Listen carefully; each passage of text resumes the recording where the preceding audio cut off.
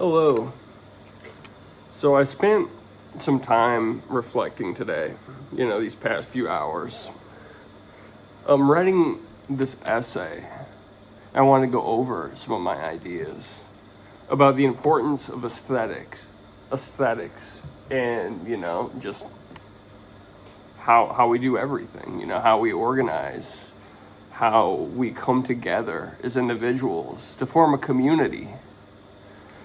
Let me just talk off the top of my head a little bit. I think that we should really consider coming together and bringing more abstract ideas and going through some more important movements in history and more important literature as the groundwork, exploring those as the groundwork for how we operate.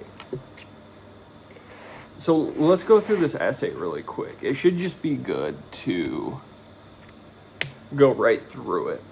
I mean, I wrote it pretty quickly, and this is just one page. It's pretty simple. So aesthetics are now more important than ever. Well, they've always been important. And what I want to throw in here too, that I didn't get to write off this page, was that aesthetics have been important for the past, I want to say 6 or 7 decades, like close to 100 years, really. Aesthetics and brand identity have always been important in society, how it's, brought up to this point, and how all the little factors played into their roles for how we operate as a civilization today. They not only inspire and influence, but also they transcend in the sense that you could use, or what you could use to represent yourself can inspire people who are very much different than yourselves. And you are seeing this in a lot of places today. A lot of people don't necessarily align with the core values of the people they're following. Things are getting very disorganized.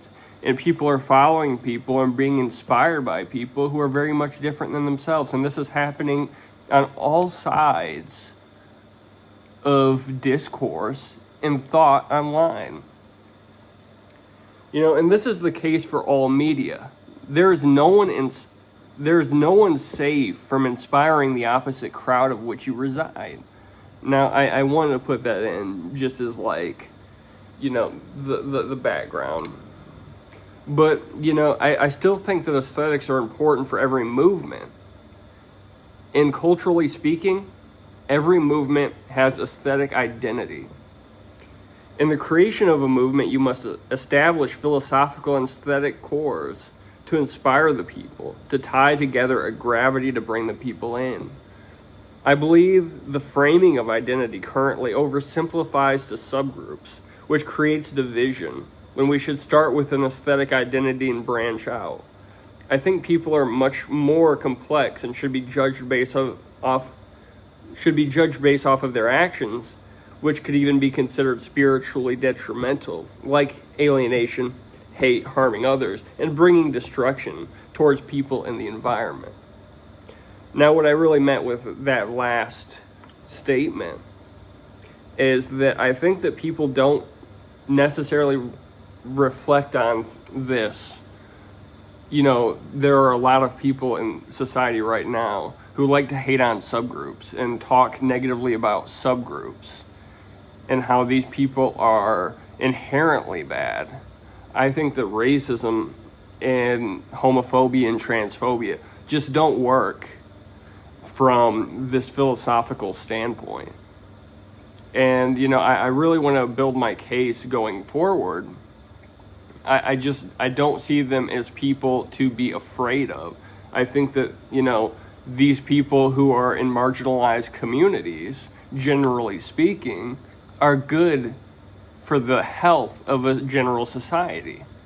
Because I think that as soon as you start taking away rights from them, you start taking away rights from everyone. I don't think that you can alienate one group. even if you dislike them, I think that it's detrimental to the entire core of civilization. And I think that you should argue for autonomy of every group that exists within a contemporary society. But I do want to say that it's very important to understand the people who are trying to hurt these people and judge those people and, use their, energy to spread hatred towards these people. They should be the ones being judged. I think that you should turn that around and focus on those individuals, because our problem as a society isn't the marginalized. It isn't. There are much more heavy factors at play than the marginalized communities that exist within our society. And I wanted to state that as something very important to the very beginnings of just the message I want to convey. Because I think that there is so much important art and philosophy from so many marginalized communities, because they have perspective that none of us really have. Let's say generally speaking on a societal level, Native Americans are going to have different perspectives on things. 1 second. They're going to have different, perspective on things than anyone else who hasn't lived that experience. Or Black Americans, gay Americans. These people are all very important and essential to the very core of our society. And this is something that I very hold dear to myself, this opinion, because if you surround yourself with these people are just people. That's it. They are very insightful, and these are the kind of people that the thing that sets them apart is their perspective on how they were brought up and what they've seen going on in the world. And we need as much information as possible to establish, how we come together, create, and just have community and do things productively. And I think that productivity is very important for all of this. Everything that I'll ever discuss, productivity is the very core of this. And I don't know. I don't want to rant. I don't want to ramble, but I think that really gets out the very important, messages that are really going to inspire the direction of what I need to say.